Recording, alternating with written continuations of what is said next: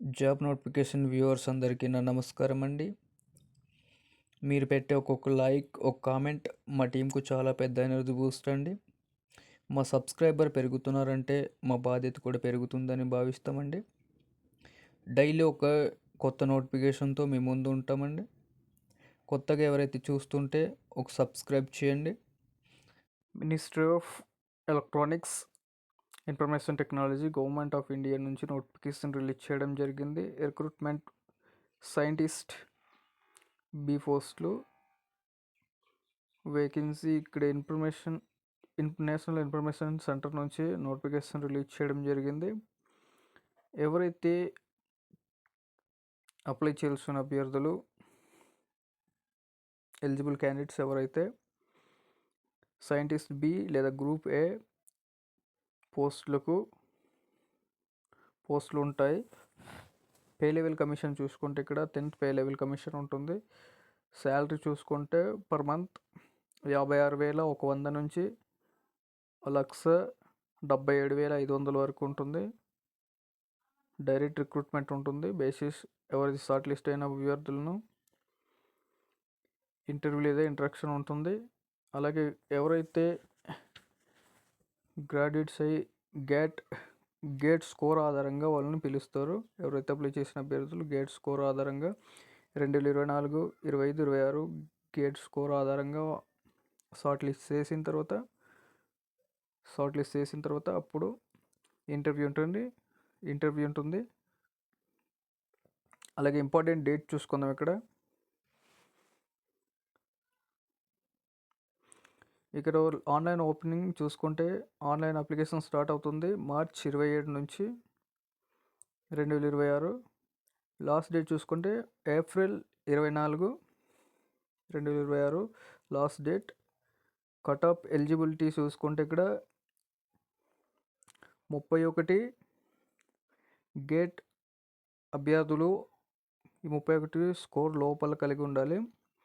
అప్పుడే అర్హులు. గేట్ ఆధారంగా చేసిన స్కోర్ ఆధారంగా అభ్యర్థులు అప్లై చేయాల్సి ఉంటుంది.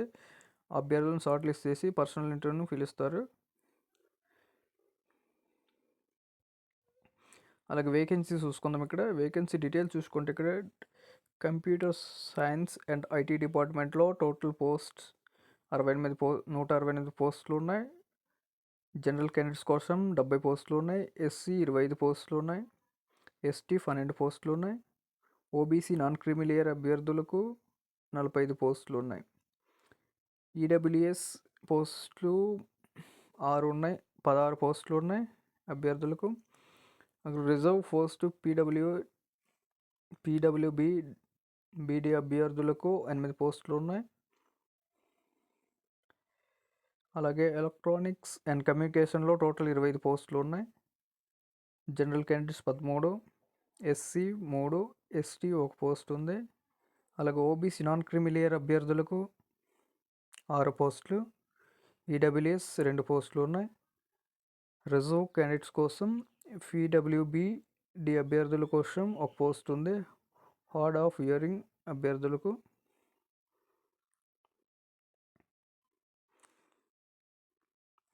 అలాగే డేటా సైన్స్ ఏఐ అభ్యర్థులకు చూసుకుందాం. మొత్తం 50 పోస్టులు ఉన్నాయి.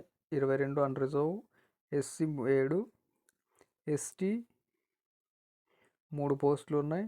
అన్ రిజర్వ్ ఓబీసీ అన్ రిజర్వ్ నాన్ క్రిమిలేయర్ అభ్యర్థులకు 13 పోస్టులు ఉన్నాయి. అలాగే 5 పోస్టులు ఈడబ్ల్యూఎస్ అభ్యర్థులకు, 2 పోస్టులు పీడబ్ల్యూబీడీ అభ్యర్థులకు ఉన్నాయి. ఇలా చూసుకుంటే ఎలిజిబిలిటీ క్రైటీరియా చూసుకుందాం. ఇక్కడ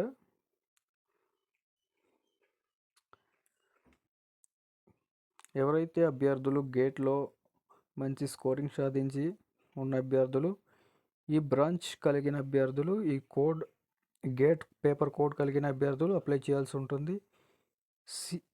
సిఎస్ 1, మళ్ళీ ఒకటి ఈసీ డిఏ పోస్టులు అంటే data science and artificial intelligence ఈ పేపర్ కలిగిన అభ్యర్థులు అప్లై చేయాల్సి ఉంటుంది.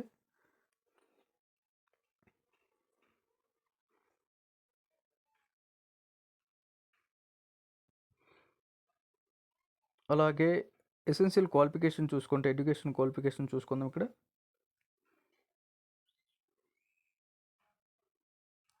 ఎడ్యుకేషన్ క్వాలిఫికేషన్ చూసుకుంటే ఇక్కడ కంప్యూటర్ సైన్స్ అభ్యర్థులు బ్యాచిలర్ డిగ్రీ ఇంజనీరింగ్ లేదా bachelors technology in department of electronics and computers courses B level or associate member institute ఇంజనీరింగ్లో చేసి ఉండాలి. మీకు మాస్టర్ ఆఫ్ డిగ్రీ ఫిలాసఫీ అయి ఉంటే ఇంకో చాలా మంచిది ఈ అభ్యర్థులకు. అలాగే కరస్పాండెంట్ గేట్ కంప్యూటర్ సైన్స్ లేదా ఇన్ఫర్మేషన్ టెక్నాలజీ గేట్ పేపర్లో అర్హత సాధించి ఉండాలి.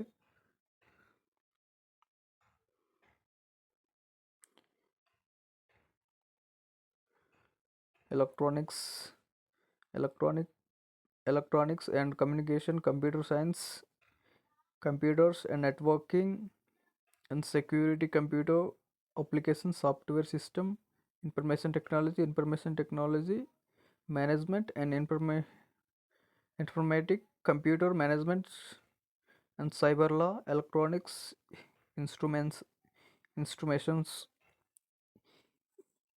ఈ అర్హత కలిగిన అభ్యర్థులు అప్లై చేసుకోవచ్చు. ఎవరైనా అర్హత కలిగిన అభ్యర్థులు. ఎక్స్పీరియన్స్ చూసుకుంటే ఎవరైతే అప్లై చేస్తున్న అభ్యర్థులు ఎక్స్పీరియన్స్ లేదు, ఫ్రెషర్స్ అయినా ఎవరైనా అప్లై చేసుకోవచ్చు.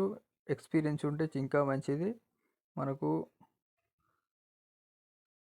ఫ్రెషర్స్ అయినా ఎక్స్పీరియన్స్ కలిగిన అభ్యర్థులు కూడా అప్లై చేయవచ్చు. ఏజ్ లిమిట్ చూసుకుంటే ఇక్కడ పోస్ట్ చూసుకుంటే సైంటిస్ట్ బి 30 సంవత్సరాలలోగా కలిగి ఉండాలి. అలాగే ఎస్సీ ఎస్టీ అభ్యర్థులు 35 years, ఓబీసీ నాన్ క్రిమి layer 33 years, PW beedi SC ST అభ్యర్థులు క్యాండిడేట్స్ 40 years, అలాగే ఓబీసీ నాన్ క్రిమి లేయర్ 43 years. అలాగే సర్వీస్ క్యాండిడేట్స్ చూసుకుంటే ఇక్కడ 35 years, ఎస్సీ ఎస్టీ అభ్యర్థులు 40 years, అలాగే అదర్ నాన్ క్రిమి లేయర్ అభ్యర్థులు 38 years. Ex service men as per government rules ఆధారంగా ఏ విధంగా ఉన్నాయో దాని ప్రకారంగానే ఏజ్ రిలాక్సేషన్ ఉంటుంది. అలాగే ప్లేస్ ఆఫ్ పోస్టింగ్ చూసుకుంటే అభ్యర్థులకు ఎక్కడెక్కడ పోస్టింగ్ ఉంటుందంటే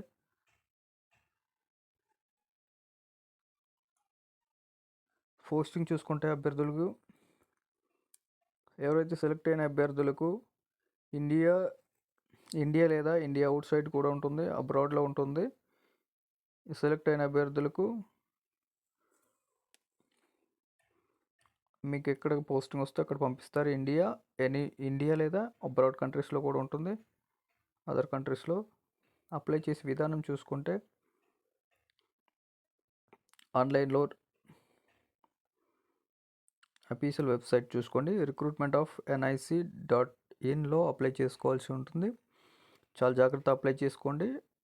ముందుగా చెక్ చేసుకొని అఫీషియల్ వెబ్సైట్లో చూసుకొని చెక్ చేసుకున్న తర్వాత స్టెప్ బై స్టెప్ ఎలా ఫిల్ చేయాలో చూసి ఫిల్ చేయాల్సి ఉంటుంది. ఫస్ట్ 4 steps ఉంటాయి. రిజిస్ట్రేషన్ చేసుకోవాలి. ఫస్ట్గా రిజిస్ట్రేషన్ అయిన తర్వాత ఆన్లైన్ ఫామ్ ఫిల్ చేయాల్సి ఉంటుంది. అప్లోడ్ చేయాల్సిన documents, payment procedure, online pay చేయాల్సి ఉంటుంది. డౌన్లోడ్ కన్ఫర్మేషన్ ఫామ్, తర్వాత కన్ఫర్మేషన్ ఫామ్ డౌన్లోడ్ చేసుకొని ఉంచుకుంటే మీకు తర్వాత ఫర్దర్ హాల్ టికెట్ కోసం లేదా ఇంటర్వ్యూ కాల్స్ కోసం మీకు ఉపయోగపడుతుంది. చెక్ లిస్ట్ వస్తుంది. తర్వాత షార్ట్ లిస్ట్ అయిన అభ్యర్థులకు ఇంటర్వ్యూ కాల్ చేస్తారు. ఫీజు చూసుకుంటే ఇక్కడ ఫీజు ఎలా ఉంటుందంటే కేటగిరీ వైజ్ ఫీజు చూసుకుంటే ఎస్సీ ఎస్టీ పీడబ్ల్యూఎస్ ఉమెన్ క్యాండిడేట్స్కి nil, unreserved general candidates OBC non creamy layer EWS 800 రూపాయలు పే చేయాల్సి ఉంటుంది. సెలక్షన్ ప్రాసెస్ చూసుకుంటే ఇక్కడ మనకు ఎవరైతే ఎలిజిబిలిటీ క్రైటీరియా ప్రకారం 3 points రిజిస్టర్ చేసిన తర్వాత అప్లికేషన్ గేట్ స్కోర్ ఆధారంగా మిమ్మల్ని షార్ట్ లిస్ట్ చేసిన తర్వాత ఇంటర్వ్యూ కాల్ చేస్తారు. ఇంటర్వ్యూలో మిమ్మల్ని సెలెక్ట్ అయిన తర్వాత మిమ్మల్ని పోస్టింగ్ చేయడం జరుగుతుంది. డాక్యుమెంట్ వెరిఫికేషన్ అప్పుడు ఇంటర్వ్యూ కాల్ లెటర్ వస్తుంది. ఇంటర్వ్యూ కాల్ లెటర్ అయిన తర్వాత మీకు డాక్యుమెంట్ వెరిఫికేషన్ ఉంటుంది. డాక్యుమెంట్ వెరిఫికేషన్ అయిన తర్వాత సెలెక్టెడ్ క్యాండిడేట్స్ ఎవరైతే మీ పోస్టింగ్ ఇండియా లేదా అబ్రాడ్ కంట్రీస్లో ఉంటుంది. మొత్తం మ్యాక్సిమం క్యాండిడేట్స్ ఎవరైతే 50 మ్యాక్సిమం మార్క్స్ 50 ఉంటాయి. ఇంటర్వ్యూలోనే బేస్డ్ దీని ఆధారంగా ఉంటుంది చూడండి. Technical academic knowledge and presentation and communication skills ఆధారంగా మిమ్మల్ని ఇంటర్వ్యూ జరుగుతుంది. దాని ఆధారంగా మిమ్మల్ని సెలెక్ట్ చేయడం జరుగుతుంది. మంచి స్కోర్ సాధిస్తే ఇంటర్వ్యూలో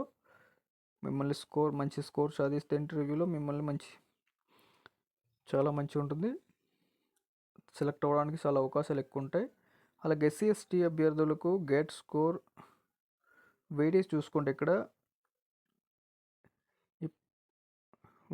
చూసుకుంటే ఇక్కడ గేట్ స్కోర్ ఆధారంగా ఏ విధంగా ఉన్నారంటే గేట్ 60% మార్క్స్తో ఎవరైతే క్వాలిఫై అయిన అభ్యర్థులకు ఎలిజిబిలిటీ ఉంటుంది. వెయిటేజ్ మార్క్స్ ఇంకా మంచిది. దానికన్నా తక్కువ ఉంటే చాలా కష్టం. అలాగే పర్సనల్ ఇంటర్వ్యూలో 40% మార్క్స్తో 40 మార్క్స్తో క్వాలిఫై అవుతే ఇంకా మంచిది. దానికన్నా ఎక్కువ వస్తే ఇంకా మంచిది. ఇంకా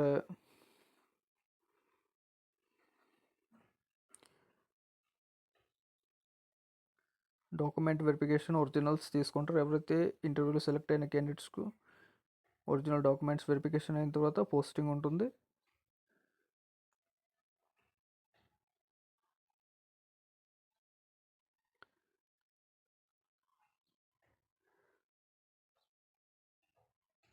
పర్సనల్ ఇంటర్వ్యూ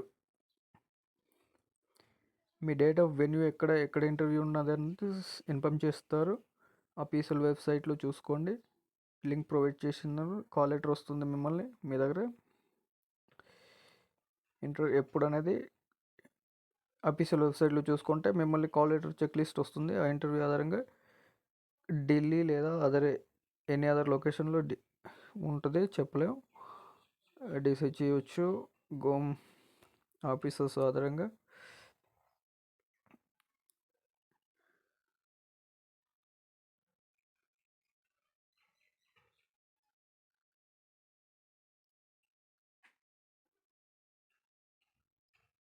చూసినందుకు ధన్యవాదాలు.